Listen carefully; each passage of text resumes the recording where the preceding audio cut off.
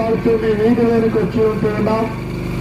ఎప్పుడైనా సోదరుడా సోదరి, ఎవడైనా క్రీస్తు నందున ఎదుట వాడు నూతన సృష్టి అనే వాక్యం సెలవిస్తా ఉంది.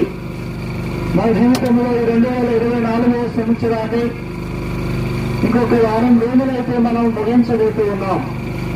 సంవత్సరాలు గతించిపోతూ ఉన్నాయి, నెలలు గతించిపోతూ ఉన్నాయి. కానీ మన జీవితంలో నూతనత్వం మాత్రం ఏమీ కనబడటం లేదు. కారణం ఏంటంటే మానవుడి యొక్క హృదయంలో పాపం అనే రోగం ఉన్నది. మానవుడి యొక్క అంతరంగంలో పాప నైజం ఉన్నది. మానవుడి లోపల సంతోషంగా లేడు, బయటికి మాత్రం సంతోషంగా ఉన్నట్టు కనబడుతా ఉన్నాడు.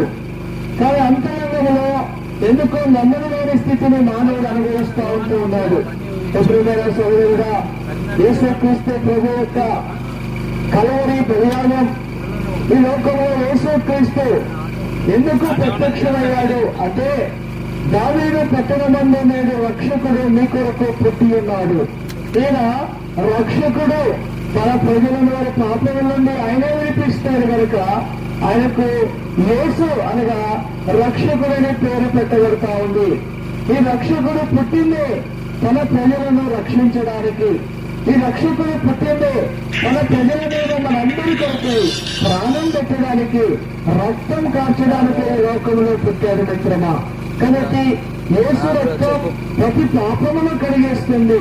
యేసు రక్తం ప్రతి జీవితాన్ని వెలిగిస్తుంది. యేసు రక్తం ప్రతి ఒక్కరి జీవితాలలో ఉన్న చీకటిని